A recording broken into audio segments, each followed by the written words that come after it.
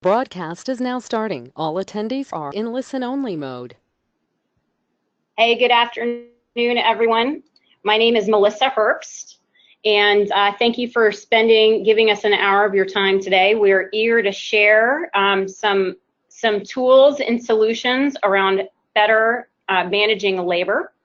And with me today, we have Todd Waterman. Todd, you want to say hey? Hey. Hey. So Todd and I mutually work together to work with greenhouse growers and understand what some top of mind concerns are in the industry, and also bring the appropriate solutions to bear. And so we've got a lot of different aspects of the solutions that we can share, and today we're going to share some tools really around managing labor. So let's see here.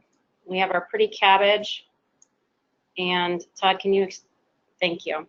So what we've prepared for our time today, we want to introduce ourselves. So we got Todd and Melissa, here we are. So I'm a business development consultant. I've been working in the horticulture industry for for 2 years. So I am certainly a rookie in the industry. I've been selling ERP systems for 5. And then Todd, I have the pleasure of working with, and Todd has certainly deeper experience in the industry. Todd, if you want to introduce yourself, that'd be great. Sure.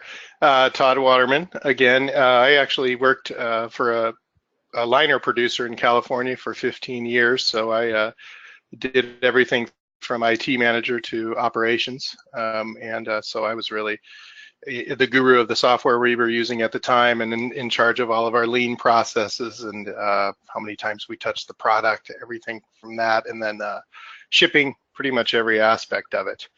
I left that business a couple of years ago, and was lucky to find Socius, which this position seemed to be exactly what I was good at, basically. So it seemed to be tailor-made for me, so I really enjoyed being with the company for the last year. That's awesome. Thank you. And so what we're going to share with you today is we do want to share a little insight about who we are as an organization. I think we approach the market a little bit differently as far as being a technology company solving for certain problems.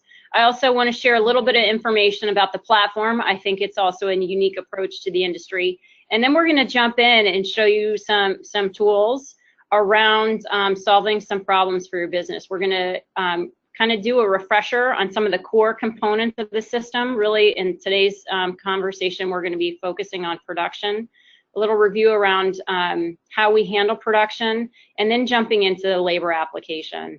You know, I think what we hear in the industry is labor is certainly a large cost area for a lot of organizations. I think it tends to be one of the top cost areas for organizations, and especially with labor rates rising, as well as the accessibility to skilled labor being more and more of a challenge.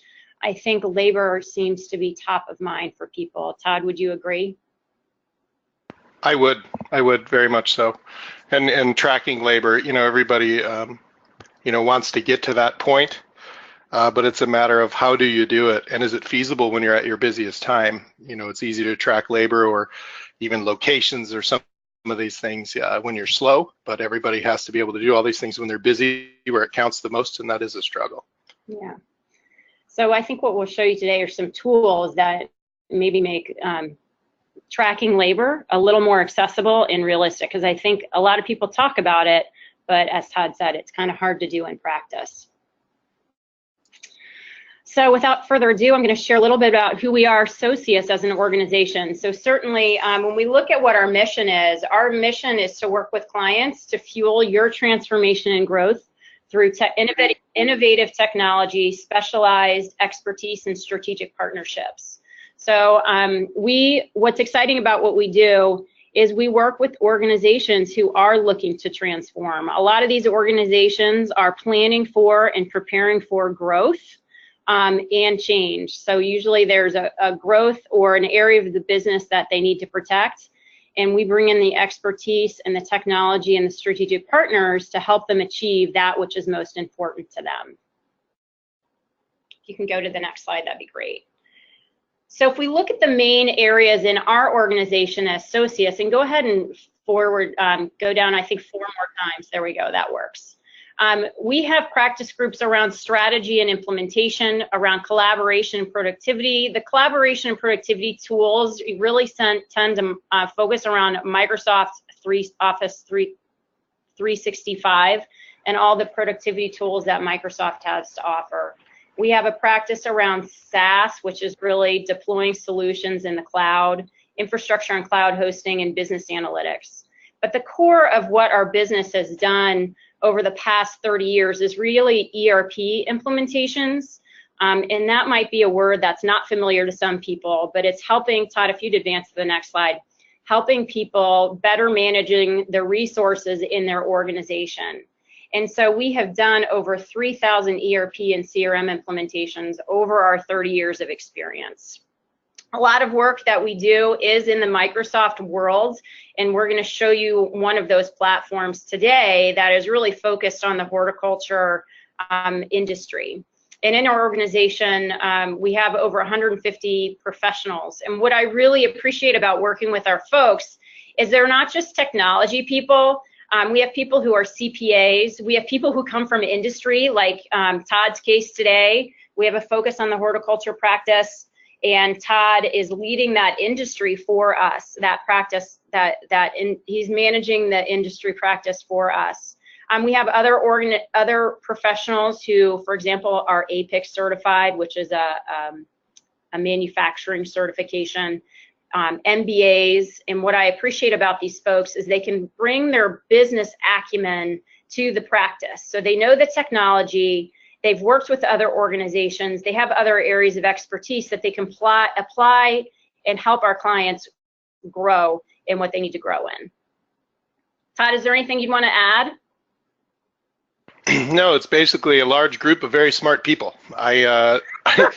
I really enjoyed having the support, and that's what's amazing is that any areas, I'm kind of somebody who knows a lot about a lot of things, but I'm kind of not definitely master at any of them. And so I do have those masters to go to, and it's, the depth's amazing in the different knowledge bases. And the thing is with growing plants is manufacturing, and so we have so much experience in manufacturing and different in plants. Your product finishes different every time, but most of the manufacturing process all relates. And so it's really nice to see the consultants that are very familiar with the industry now, but also bringing the knowledge from other manufacturing in other industries really has set us apart. Great. All right, you ready? Yep, I'm ready. Go ahead. So I want to take a minute and share also a little bit about the platform we're going to show you today. The roots of our business, our practice, are in ERP implementations, and one of those platforms with which we have worked for many years is Microsoft Dynamics NAV. And so this is a system that's developed by Microsoft and focuses on some core applications or core capabilities that are universal to all businesses. Every business needs financials. They need an accounting system to track their GL, their receivables, their payables. We handle operations, we handle supply chain, sales orders, inventory, purchase order management. There's some project management utilities in it. There's analytics and BI in it. There's sales enhancements in it. So where Microsoft focuses are these universal operational areas for every business. And as such, this platform is incredibly popular in the industry. There are over 125,000 companies using this platform across the world. And it is Microsoft's flagship product for the mid-market businesses, mid-sized companies. And because it's built on Microsoft, many people are already comfortable using Microsoft tools like Excel, like Word, like Outlook. And so there's already that familiar look and feel for those people who are used to using those technologies. And even more, that's only going to continue to enhance. In Office 365, it's integrated with Office 365, so it's a familiar platform. Todd, is there anything you'd want to add on NAV?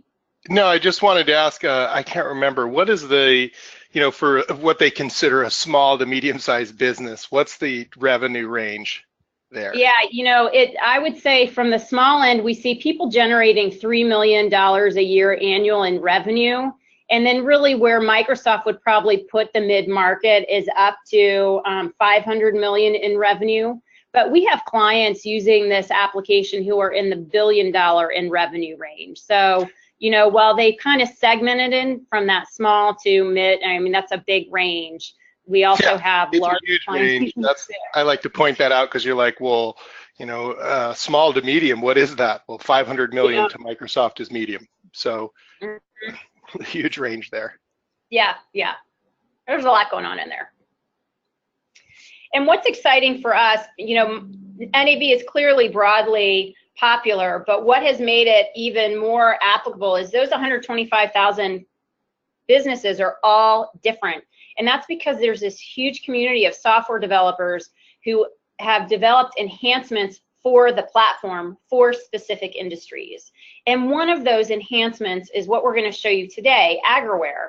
So AgraWhere is a grower solution that was developed for Microsoft Dynamics NAV. It was developed by a group of consultants who all have a horticulture background. They're based in the Netherlands, and they developed the production modules on the NAV database.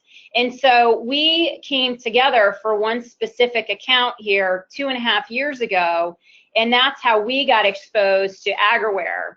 And then because of our expertise in NAV, they needed a partner in North America.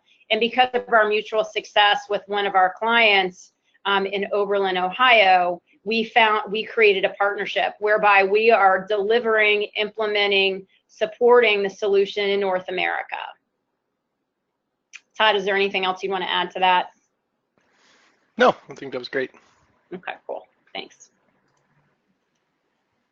So this is just a quick snapshot of some of the organizations who are using the solution. So, I said, 125,000 companies using NAV, but if we look at the companies using NAV and AgraWhere, there are close to 100 organizations using that around the world. So some of these brands you may recognize. A lot of them clearly at the bottom of the slide are in Europe, but we are proud to announce that we are growing in North America. So we have over 8 clients in the North American business. Certainly Green Circle Growers is our largest and was our first implementation, but these are some of the other organizations that we're also working with.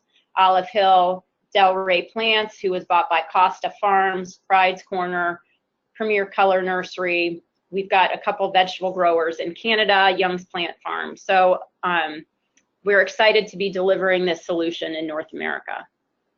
Yeah, it's really been a game changer in that, I've been in the industry for a long time, and I obviously used a different product, but I think that that's what attracted me to this product and the company actually, is that different than any other system that the industry's really had experience with to this point. This is, starts with a base ERP system that's done, and you explained, all that earlier, what that ERP system is, where in contrast, the rest of the companies so far have really written their own grower tools, and they're trying to write all that ERP themselves, write accounting, write purchasing, They wrote their own. And so you can imagine how difficult that is for one company to keep up on all that while continuing to use or enhance their grower tools, which most customers are bought the product for, but then they suffer that they don't have all the standard ERP. So when you got 125,000 plus companies using the system, purchasing is purchasing, right? Inventory is inventory. So what's special about this product is that you have a company like that writes AgraWhere that's specifically focused just on their product, and they leave Microsoft to the rest.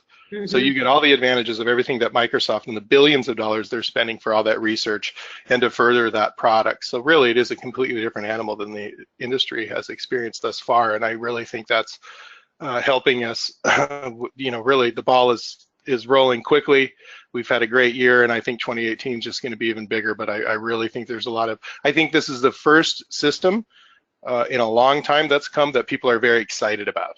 And I think that really separates us. Yeah, and I think what is a great differentiator for us is that because we've got Microsoft developing it and Emprise developing the grower tools, you know, we get to be the experts on implementing the technology. We get to understand the technology and know how to set it up for a business and make the technology work for our clients, which is exciting. Yep. All right. So now, thank you for listening. Thank you for all of your patience as we go through the PowerPoint presentation. And now we are going to jump into actually the solution. And so I think as we get kicked off, we really want to say, all right, let's do a quick solution refresher, some of the core concepts that you've seen in previous presentations from us. We want to start and make sure you've got that grounding before we diverge and talk about specific labor capabilities. All right. So as Melissa said, I'm just going to do a quick little refresher about kind of a couple main concepts in the solution.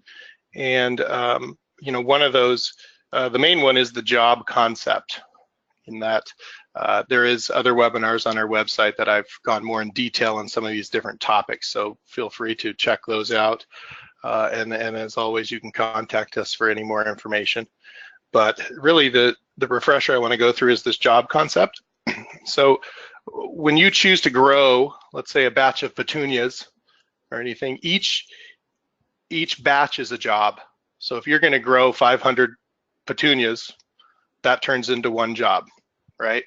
And there's two things that are part of each job in the solution. And one is the production scheme, and then one is an activity scheme. I'm going to show you this, but just so it's not the first time that you've heard it, I do like to go over this little slide real quick. Now, in the production scheme portion of the job is everything that has to do with time and space. So, you know, there's different, like for instance, if you just planted a petunia and you're not going to move it or change the square footage, you would really have just one phase, we call it, in the production scheme, and just really just say, how long is it going to be there and how much space does it take up? And then what works with that production scheme is the activity scheme. And those of you who have heard of BOM or bill of materials, that's really what that is. But it also has your resources like labor.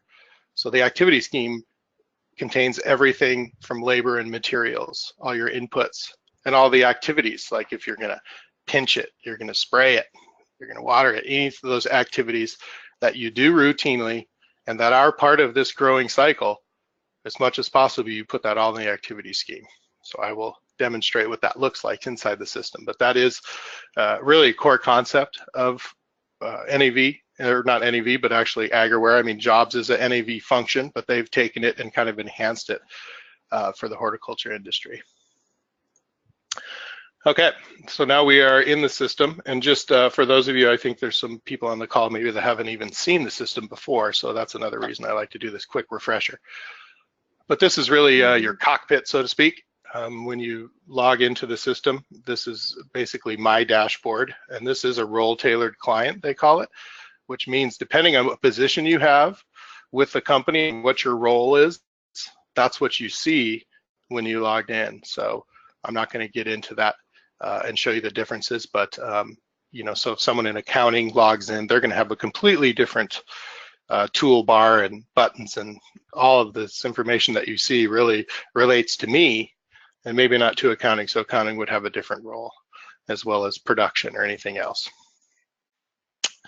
So with that, I'm going to go ahead and jump into production plan, because what we're going to do is we just real quick and actually plan to grow some products so we can show you actually where the labor and all that comes in. So right now, just a couple things to point out in here. This is really where you come in and do all of your production planning. And really all you have to do is come in here, and whatever week, it can go, you can view it by week or day or month, quarter, year, however you do your planning. But so I came in here, and for this Supertunia Vistas here, I'm going to grow for week 22. And what's key in this is that I'm backward planning. The system can go backward or forward. So what I'm doing here is I'm saying I want these sellable and finished in inventory in week 22, you can see here in 2018. If I would set it to forward, it would be planting it on week 22 here, and then going forward and saying when it's going to be finished. So what the system's going to do backwards, it's going to create the job. We're going to create 3 jobs for each of these 3 varieties, and then it's going to go backwards and say when we need to start it. So I'm going to go up and go ahead and release this to planning. And you can see once I release it, it's saying it's going to create 3. So we're going to create 3 jobs. Say yes. Now you can see they turned black. That means they have been released to planning. And let's go ahead and jump into one of these jobs. Now this is something that is all throughout NAV, which is so powerful. Is it pretty much any number you see or any information you can click on it and it'll drill down to show what's behind that. So I'm going to click in here to go to the job that created. And this is really what the job looks like. Kind of just looks like 2 spreadsheets, but you can see up here on the top, we have our production scheme, we called it, right? So these are called phases. You can call them whatever you want. And like I said before, if you're never going to change the spacing or anything, you can just have one phase. But right now I have a phase that I'm calling transplanting. It's telling me we have to start this on 4/2/2018, and with the end date, and that it's 4 weeks in that stage. Okay. Then you can see over here, it's telling you, I'm saying how much in each phase, how much, what do you call it? How much space it takes up. And so you can already see the system knows how much space that this 12,632 plants. You can remember, if you noticed, I only put in 12,000, but we have a scrap rate of 5%, and that's why it's adding that extra to plant. Now, if we actually go to the second phase, or sorry, I jumped ahead a little bit, down here at the bottom, you can see during that transplant phase, these are all the things that happen and what you need. So this first line here, we see what production labor. Now we have labor standard, labor norms, you call them, inside the system of let's say we say we normally plant 500 of these per hour, where the system knows that. So it's predicting right now it's going to be 25.26 hours to get this job done. And right now that's just a prediction, right? Because we haven't actually done this yet. And then if you go down the different lines, then there's the Super Tuning Vista bubblegum rooted cutting. We need that. We need how many number 1 PW pots. You can see we need 790 flats, soil, potting machine. So really, and there any other activities or any other inputs that happen during that phase, you put them all in here.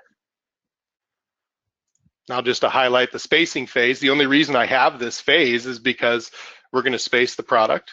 And like I said at the beginning, the only time you have another phase is if the spacing changes. So I have to have that phase because now there's, you can see that there was 3,158 square feet used, now there's 6,000. And then the last phase is just inventory, and that's really just your hold weeks. I'm saying for 2 weeks after it's finished, it can be held.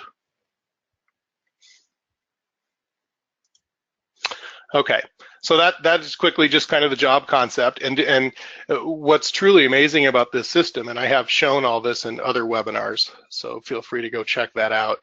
But now that we've created that job, I have insight into my space, into my labor, into my inputs, purchasing, timing, everything. So really, by creating those 3 jobs, really that's giving me, you know, a prediction of you know what's to come in the future. And then when I actually do those jobs and register my actual numbers, you're always going to have this, what was planned, what you thought it was going to be as far as cost, labor, inputs, and then you're going to always, once you register the work order, you're going to find your actual. So you always have visibility into pretty much what you planned and what the actual was. So you can continue to massage your labor standards and everything to get to the point where you can truly trust what the system predicts. And I think you can imagine how valuable that is if you bring in your whole season plan into that production plan and run it, you basically have your sandbox you can play in now to look at everything about that before you even actually decide to do it. Okay, well, now that we've actually planned the jobs, one of the things that I did want, because we are talking about labor, believe me, we're going to get to it soon. One of the other tools I have shown before in some of the insight that you have now that we've planned those jobs is I can look at planning per action. So this is really all of the different activities that happen around the nursery. You can see right now I'm highlighting planting. So that planting activity, that's part of our job there. That activity is planting. And so it's showing you the labor hours from those different jobs. Okay, so if I wanted to go up to any of them, just like everywhere else in NAV, I can see that there's 11 hours of planting that are supposed to happen in week 45. I know that passed, but if I click on that, it's going to drill down and show me the 3 jobs that make up that number. So that's just an idea of some of the tools, but what I wanted to point out is that's really looking at, what are you predicting? What's coming up, okay? And once you actually register these work orders, it is going to save your actual, so you can actually go to week 10 last year and see what your labor was, because once you actually perform these jobs, that same tool that I just showed you is it's going to register the actual. But really what we're going to get into today is how to capture the labor and track it while these jobs are going on, and different ways to do that. So to start that, I'm going to put my production manager hat on and go into production control. Production control is the area to where you can come in and look at the next week or next month or next day, what have you. Basically, and it's how you see what activities need to be performed. And remember, those are all coming from the different jobs that have been created. And right now you can see those 3 jobs that we did create are the only ones I'm showing here, just to kind of keep it clean so you can kind of visualize it's not too busy. But so these 3 jobs are in here, and this is where you would come to actually create the work orders and assignments, actually. And assignments is kind of a new topic I'm going to go into in just a second. But one thing here, you can see the job status here is planned. If something's in planned, it's just for messing around with it. It's like I call it the sandbox. Really, it isn't released yet. You can continue to massage the numbers, change it, use it for planning. But once you say, okay, these are the final numbers, we're going to set this in motion, you actually have to release the order. And so I'm going to do that right now. I select them all, choose release. There we go. So now they're all released. Now, basically what I can do is I can select all of these at the same time, and then say create work orders. And didn't really show anything happening there, but believe it or not, there was work orders created for each of these. And just to keep in mind, there could be hundreds of different tasks in here, so you can select as many lines as you need to together to create all the work orders at once, so it's not like a one at a time thing. But real quick, I want to go into one of these work orders, and again, this is a little bit of a review, but this is what a work order looks like. And really, it looks a little like a lot of information here, but it's very easy for the employee, because all they need to do is come in here, add the date, like it was scheduled for 10/9. We're going to put in whatever date, and right now it's saying that the number planned is 526. So maybe we only planted 500, whatever. This is where you're going to put actually what you did. And again, the system's going to save what you plan to do and also save what you actually did. But the main point I wanted to show here is down here in the usage tab down here. These are all the inputs and everything that are going with the job. And you can see those came right from that activity scheme line. But what I mainly wanted to point out is this labor line. Now in the past, and a lot of customers do this, when they're performing this, if they open up this work order and they're going to start doing that planting, they start a timer. A lot of people do it different ways. We have some larger customers where their machines and counters are actually integrated with the system, and it's completely open to that. And there's smaller customers that just do this manually, but they are having to actually time it, and then once they register this, say how much time it took. Now they don't have to do that, but if you really want to be able to see what you predicted and what the actual was, you do want to get in some sort of routine where they are registering that. And I'm going to get to a much easier way to do this in the future, or later in this webinar. But anyway, so that is what we've seen before, and this whole work order concept.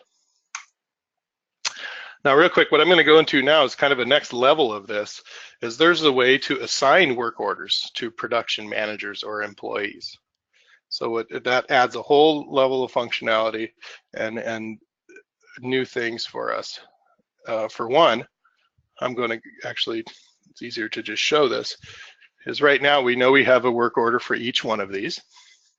And so I'm actually going to go up here and I'm going to assign this first work order. And really, I'm the only production manager in the list, so I'm going to assign it to me, but there would be a list of production managers. And then you can see right here is the assigned employees to me. So I can click on that and see I have 4 employees. Bob Dylan, Fred Garvin, Lex Luthor, and Paco de Lucia. I mean, you can't get better than that. So I have now assigned this work order to that production manager. And so one of the questions, Melissa, and you know this, a lot of times when we're at customers, especially larger growers, when we're showing them this whole work order concept, they always ask, well, geez, I could have, 200 different plantings in one day. So I got to open up 200 different work orders and type that number in. So this is a way to get around that, and where you can actually add multiple work orders to one assignment. So that's what I'm going to do right now. So you can see this assignment here. I'm going to go up and say add to assignment. Here's the first assignment I did. Hold on a second. And then so this shows an assignment, and I'm going to add these other 2 assignments to that. So now you can see they all are the same assignment. So this way they can open up one sheet and see all 3 of these work orders at the same time. And now, we mentioned green circle growers before. They have hundreds of work orders that they assign to one. And I'm going to go ahead and show you that assignment right here. This is the assignment we created. If I go in, now you can see none of this information is here, but look what's going to happen now that you have as an assignment. It's going to show live the completed quantity, how many hours, what the completed norm is and what your performance percentage is. Now, if I go inside of this, you can see some of the header information. This is showing what your planned quantity is, planned hours, and you can see a lot of this is blank because it hasn't been captured yet. But the main thing I do want to show you down here is there's those 3 work orders that we added to this assignment. So you can imagine that could be 100 different work orders. But for the planting employees or the manager managing out there, all they have to do is open up this one sheet and just enter the completed quantities. And that's it. So that's a lot easier of having to open up a work order every time you switch products.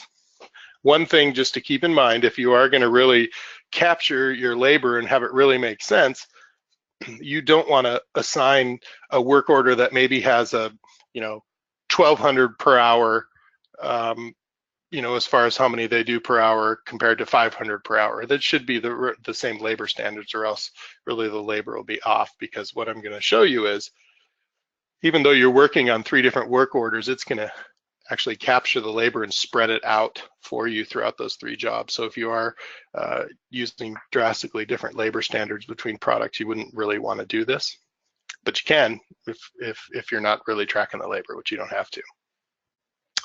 Okay. Can you hear me? Yeah. Mm-hmm. Oh, good. I've been somehow muted most of the time. Yeah, I do that on purpose. No. Oh, that's awesome. I had such wise things to say too. But what I love about this is that you said earlier, right? Like, people get sometimes I think intimidated, like, okay, if I get hundreds of work orders in one day, how do I more easily manage it? And you can group it, and then you see everything all at once, and then enter in what you've completed. And I just think it makes it more practical. Yep. And then as we continue on here, I'm going to show you all the other power that comes with it when you start using assignments. So, we still are registering work orders, but we're just doing it from an assignment. And then I can go up here, and actually this is kind of a older thing, but they would actually start the activity just so the managers and that can see. You can always see what's active, what's going on, because this may take more than one day. So you can actually start and pause this. But still, in the old way, I call it, we still did have to really kind of track the labor and enter the labor manually via a timer or something. Now, real quick, I mean, where I came from, we did a lot of labor tracking, but we did it with the time clock.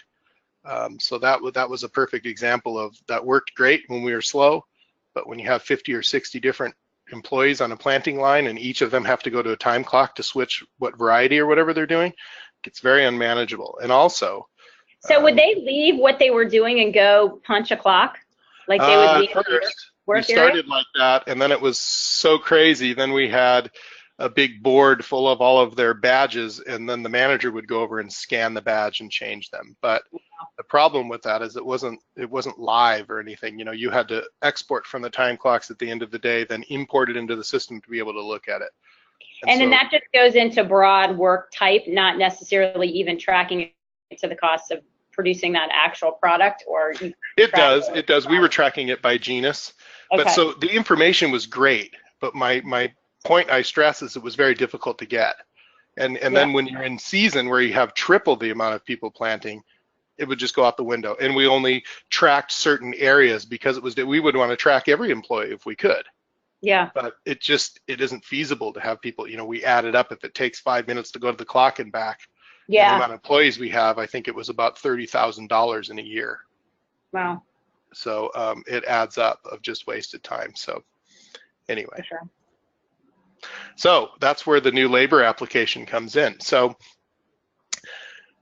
this is an application actually written by AgraWhere. The beauty of this system is we've written custom things for customers that's specific to them, or this is something that AgraWhere provides, but the system is so dynamic. There's so much out of the box, but it's so open to customization and configuration, that it's completely different. Every implementation is different. Any customizations that you have, nobody else has to have, or anything. So it's really completely different than anything out in the industry right now. But so this is a product that AgraWhere has that works hand in hand with this labor. And can I say something real quick Sure. too about that? What's interesting about this, just what we do, it's like while we have so many businesses that are similar, every business has something that's different about them. Just within this industry and outside industries, you walk into a business, they're like, oh, I'm just like everybody else. But what's fun to see is what makes them unique, and then setting up the software to really work to support that uniqueness. Exactly, and no other user of the software has to have those changes. Yeah. That's all specific to them. Yeah. Nobody has to upgrade at the same time. I could go for hours about that, but there's the versatility of this and the way that this works is I think so attractive to the industry. Yeah. Okay, so let's check out the labor application. So this is this is completely device agnostic, meaning that there's no installation required. It just works through a browser. Okay, so this actually will track the labor, and also it works completely offline or online. So if you're somewhere where you're not connected to the system, it saves that, and then as soon as you're connected, it will update the system. But so this is kind of designed a page here, almost like a time clock, like someone come up to a touch screen. And so again, this could be on tablets, the supervisor's phone, anything. But so you can go up, and I'm actually going to just choose my name. We're going to be Fred Garvin today. And then it asks what location I'm in. So I'm saying I'm at Station 68 in the prop house. All of these things are designed to be scanned, basically, like there's little keychains, like, that have their employee ID on it and stuff that they can scan to fill in these fields if there's a wedge scanner or anything there, or there's other ways. So, or you can just do it manually. So now that I'm in the app, I'm logged in here as Fred. And so what are we looking at here? This is a whole list of all the activities. I kind of included all of them, but you can actually tone this down to not show every activity in the system. But so each one of these buttons is a different activity that's in the system. And what's special about that is, like, for instance, crop inspection that's highlighted right now. All of these different activities right now, they have nothing to do with any job or any assignment or anything. Those are just different activities that are in the system. And now with this app, you can actually track the drivers, or it doesn't matter if it's part of the production process. All the employee has to do is come in here, say what they're doing, click start, and it writes live into the system of what they're clocked into. So this isn't necessarily your payroll software or time clock software. It very easily could be expanded to that, but that's really not really what they're trying to get at. Really, it's just the more labor to look at, internally. It's funny. Todd, I've had some organizations say, if they're not highly automated today, it's like where do you begin? And maybe some people don't have all these processes figured out. But sometimes I think, like, just even to begin measuring or getting better insight into what you do where, so where maybe the big constraints are, or where the main investment is, and then it helps you make better decisions. Yeah, I agree. And I think, there's the beauty of this is that, it doesn't have to be per employee, it can be groups or what, but it is feasible now that you could track every single individual employee. And it could be in maintenance, and you want to know what project they're working on or whatever. It takes them 2 seconds. I'll show you here to click one of these buttons and say start, and then they're able to look at that information as it's happening. and not, you know, export from a clock, import or whatever. It's completely live. So I'm going to scroll down here to the bottom, and this is actually shows an assignment now at the end of these activities. So this is an actual assignment, and the reason that Fred is seeing that because he's one of my employees. Okay, so once you click on that, I'm going to click Start Activity. Now it started. So now you can see the current activity is this assignment, planting, and he started at 11:44. And just before I get out of here, I'm going to show you this. Now this is another thing. I've actually chose 3 different employees, and they're driving today. So, you know, this stuff can be done at the beginning of the day, or this, in this example, I just on the fly here, came in here, clicked the little plus button here and added these 3, said they're driving, I start activity. And then I'm jumping right into the time registration log just to prove what we just did. And you can see these top 3 lines, they all got clocked into driving. And then one line below that, that FG is that Fred employee is saying he started this assignment, 73, and what direction he's in.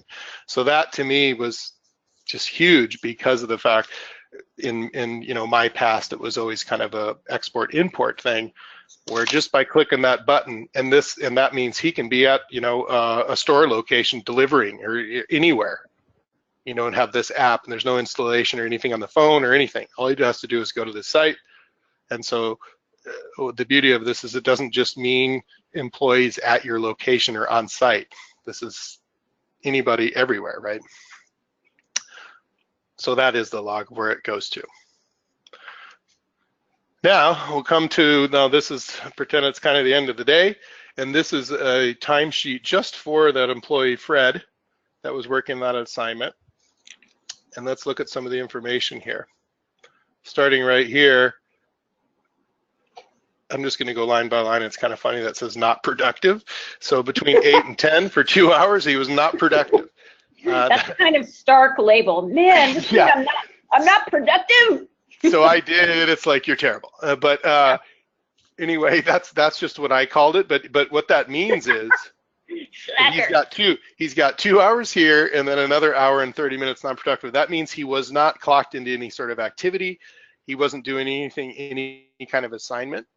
So maybe you want to know, maybe he was cleaning trays or stacking boxes or something. So if he quickly used the app and, you know, said clocked into stacking boxes, you would know what they did all day.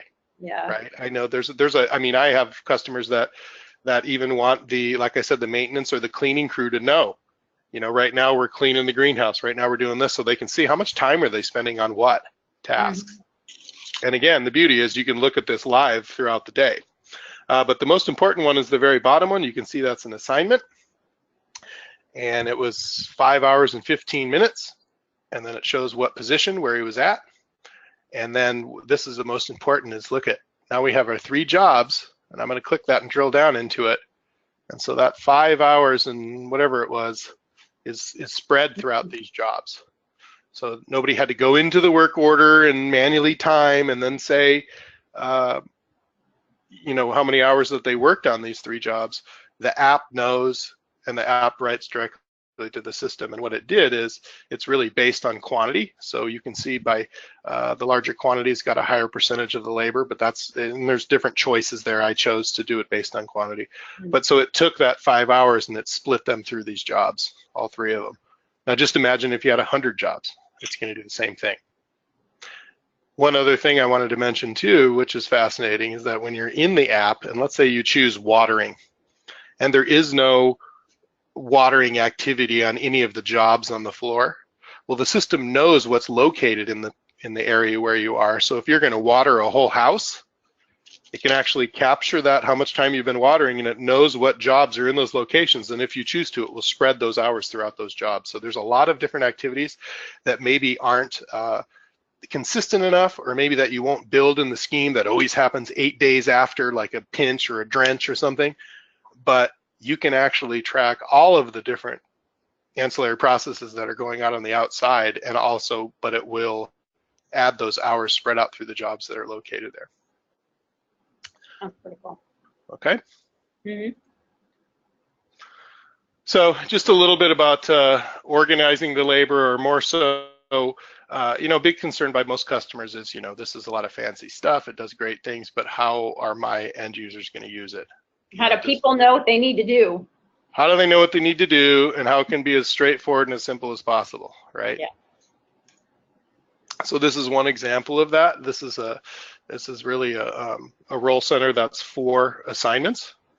And so think of if you are the planting line lead or whatever, all you do, because your manager or whoever above you has already created the work orders, done the assignments, done all those things prior to the week.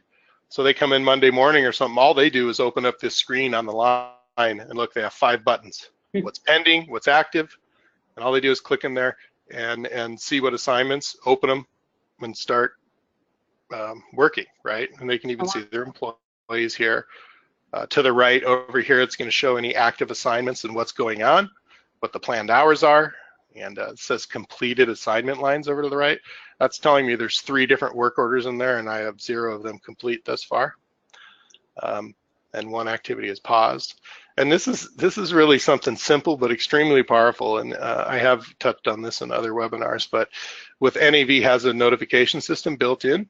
And so that's what that does is it cuts down on you sending an email to someone and say, hey, look at this order, and you have the order number, and then they have to go to the system then and go in and type the order number and so on. Or what this does is they're messages, but they're also links. So yeah, it'll say look at that order and take you straight to that order once then you click on it, it takes you to the order. So one, there's no email out there that's worthless or just in someone's history. And also you got to think about, and when you get the end user, they're coming in and they're working the planning line. A lot of them don't have email or something. So all they have to have is this screen. Notifications come directly to them. Now I'm like right on this first one, I say don't forget to use custom provided pots on this one. There's no way they're going to miss this and not see it in their email because it's on their dashboard what they're working from.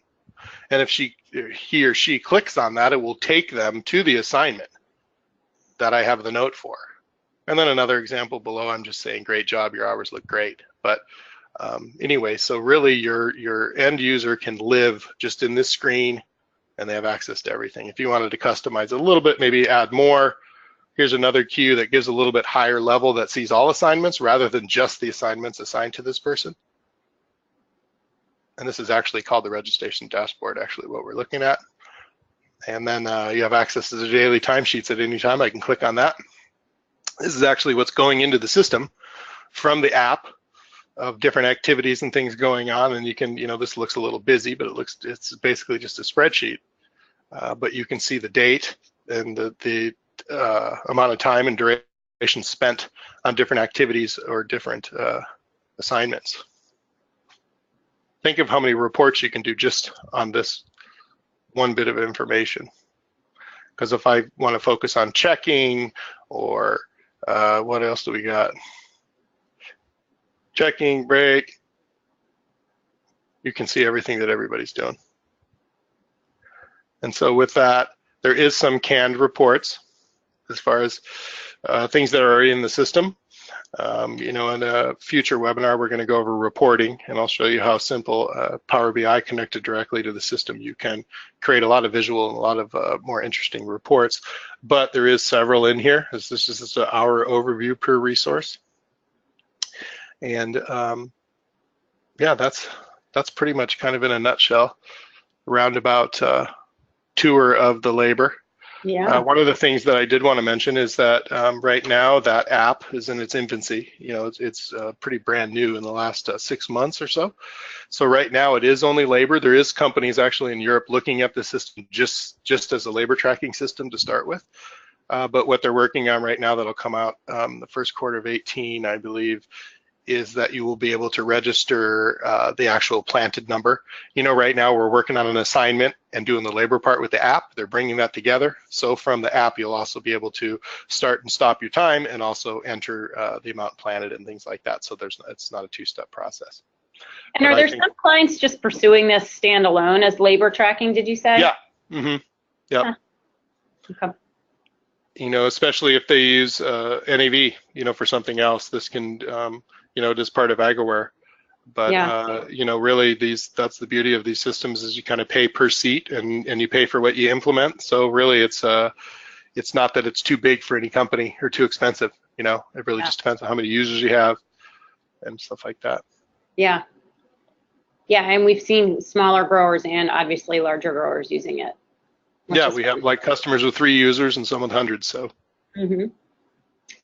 Well, we have done incredibly well in our time management today. So we have 7 whole minutes left. Lindsay, do you want to open and see if anyone, are there any questions? Are people, do you want to take time for questions? Sure. There's no questions at the moment. If you have them, feel free to put them in the question box or the chat box. And if they do come up after this webinar, feel free to reach out to Todd or Melissa as well, and we will get those answered for you. But we'll definitely stay on another minute or so. If you do have questions, just go ahead and put them in the question box. Perfect. Thank you. Great. And you're going to put this online with the rest of our webinars too, right, Linz? Yep, definitely. Cool. I can't wait to do the analytics one. Yeah, that's next. Mm-hmm. And then costing. There's a lot of goodies we're going to be discussing in the future. Costings, that'll be a good one too. I'm going to bring in a ringer CPA to do that with me. That would be awesome. I'm amazed at how many folks don't know, what their true costs are for growing different products. So when they come up with lineups and recommendations for the next season, when you put something forward, are you making a lot or a little? Yeah, or a little or a little very less? common. Yep. I never really knew our true cost. It's not that easy of a thing to figure out, but it's kind of NAV's bread and butter, the cost accounting and everything in the system. Once you have it set up correctly, and that is the hardest part, is gathering all that information. But I'm really excited to show everybody how that works. Sure. All right, Lindsay, I don't think we have any more questions, so why don't we give everybody their 5 minutes back today? Perfect. Sounds good. Well, again, reach out to us if you have questions, and thanks again for joining us. Absolutely. Thanks, everyone. Bye. Thank you.